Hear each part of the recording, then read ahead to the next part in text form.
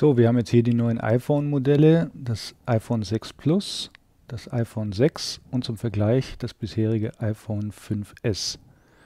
Man sieht schon gleich auf Anhieb, dass das iPhone 6 Plus deutlich dünner ist als das iPhone 5S. Wobei natürlich dieser Effekt dadurch noch verstärkt wird, dass die Kanten abgerundet sind. Hier sieht man das neue Gehäusedesign, was im Vorfeld schon durchs Internet geisterte, mit den außen angebrachten Antennen. Das iPhone 6 Plus ist für iPhone-Besitzer zunächst ungewohnt groß. Selbst mit großen Händen erreicht man Icons am rechten und oberen Bildschirmrand nicht auf Anhieb mit dem Daumen. Apple erleichtert das aber durch einen Einhandmodus, den man durch zweifaches Tippen auf den Home-Button aktiviert. Wie beim iPod Touch steht das Objektiv der neuen Kamera im iPhone 6 Plus und im iPhone 6 leicht hervor. Beim iPhone 5S war das noch nicht der Fall.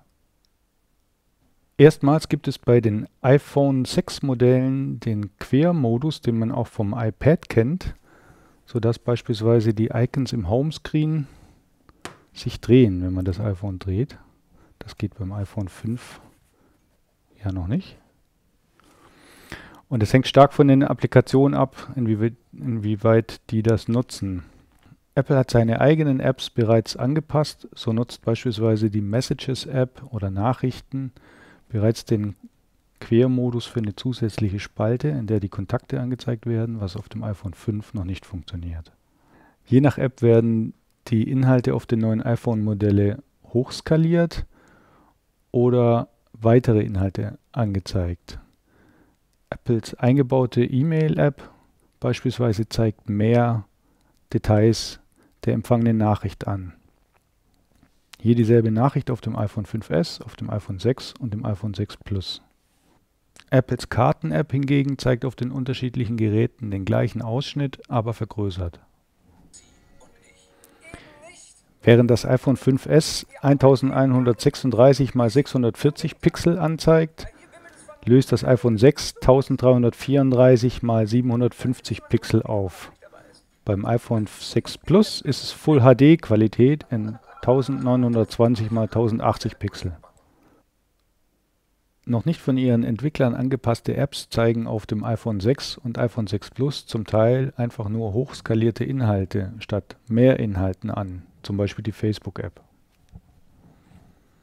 Apple hat seine eigenen Apps natürlich bereits angepasst. So zeigt Safari auf dem iPhone 6 deutlich mehr Inhalte als das iPhone 5S an und noch mehr kriegt man auf dem iPhone 6 Plus zu sehen. Apple sagt, das iPhone 6 Plus ist 25% schneller als das iPhone 5S. Das merkt man zum Beispiel bei der Ladezeit von Apps.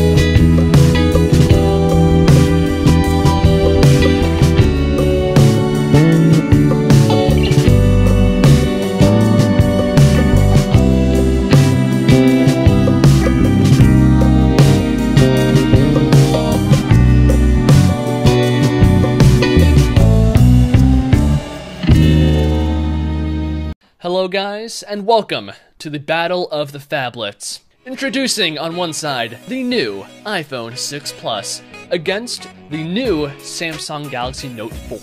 Let's do the step into the phablet phone space, and they definitely do have lots of stiff competition because Samsung has basically owned this space for a long time with the Note lineup, and Samsung has just updated the line a few days ahead of the iPhone 6 announcement with the new Samsung Galaxy Note 4, and this is a fantastic phone, the best one Samsung has made as of now, and let's see how the iPhone 6 stacks up against it. So, because it is a phablet, let's begin with the display size. So the iPhone 6 has a size of 5.5 inches, meanwhile the Note has a display size of 5.7 inches. So the Note is 0.2 inches above that of the iPhone 6, and that is definitely going to come in handy while watching movies, playing games, browsing the web, and so on.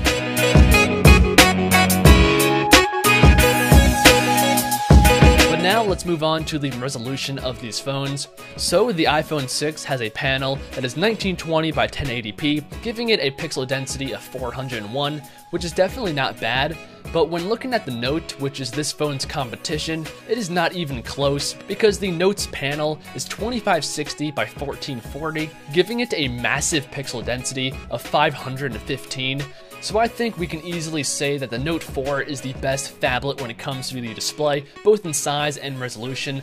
And once again, that is a big deal because when it comes to phablets, the biggest selling point of the phone is the display because that's why you're buying a phablet, and the Note does pull ahead in this section. So next up is the build quality of these phones, and in the past, this would be an easy win for the iPhone over a Samsung phone, because for a long time, Samsung phones have always been made out of plastic, and you guys know all the iPhones, including the iPhone 6 and 6 Plus, have an extremely nice, full aluminum unibody design. But Samsung has finally changed things up with this new Note, because it actually does implement actual metal going around the side of the phone, making the phone feel a lot more valuable in the hand, and that is definitely a good thing. Although the back of the Note still is that fake leather plastic design, meanwhile the iPhone 6 is a complete aluminum body, but the plastic back does have some advantages because one, you can replace the battery unit, and it also gives you access to the expandable SD card on the inside, allowing you to expand the storage on the phone up to 128 gigabytes, and none of this can be found on the iPhone 6. So when it comes to the build quality, I'm going to have to say that this is a tie because yes, the iPhone 6 does have the full aluminum body, but the Note does implement metal on the sides, and it does give you full access to the inside of the phone, allowing you, like I said, to take out the battery, expand the storage on the phone, and so on. And that's why I'm saying that it is a tie when it comes to the build of these phones. So next up is the camera unit on these phones. So the iPhone 6 has a new 8 megapixel camera on the back that goes down to f2.2, and it does implement a new sensor behind the glass that should give you, combined with the new Apple A8 chip, good looking photos. When it comes to video functionality, it can film in 1920 by 1080p, it's a full 1080p video, and that is at 60 frames a second, which is definitely good. It can also do slow motion 720p video at 240 frames a second, allowing you to have extremely slow motion video. And lastly, the iPhone 6 Plus has optical image stabilization, and that helps to keep the camera still while taking photos and video. And it also has a 1.2 megapixel selfie taking machine. Now moving back to the Note, this is equipped with a Sony-made 16 megapixel lens, which is going to give you fantastic high-resolution photos and videos. And speaking of video, this is where the Note really pulls ahead of the iPhone 6 Plus because it can film in full 4K resolution, and this means that it can film in 2160p in comparison to the iPhone 6 Plus that can only do 1080p. And it does film this in 30 frames a second, but it can also do 1080p video at 60 frames a second. So same as the iPhone 6. And just like the iPhone 6 Plus, this does have optical image stabilization built into the phone to keep the camera still while taking photos and videos. And it also has a 3.7 megapixel selfie taking machine up front with a wide angle lens. So to conclude this section, I think it's obvious that the Note does have a clear advantage. Now, moving on to the brains of the phone, the iPhone 6 Plus has the new Apple A8 chip on the inside, which is a 64-bit chip, which is supposed to be about twice as fast as the iPhone 5S. Meanwhile, the Note has the newest Snapdragon 805 CPU, clocked in at 2.7 GHz, and is a quad-core CPU. And it also has 3 GB of RAM, backing that up. At the time of this video, we don't know exactly how much RAM the iPhone 6 Plus is going to have, but we can safely say that it's going to be between 1 and 2 GB of RAM. But you guys want to know, what exactly does all that mean? So in the past, basically all the iPhones and the Samsung phones have been about even when it comes to speed, even though the specs are quite different. And that is what I expect these phones to be like. So even though they have extremely different chipsets, the overall speed is going to be about the same. Now, the last thing that I want to talk about is the battery capacity on these phones, because all of the things I just talked about is completely useless if your phone is dead.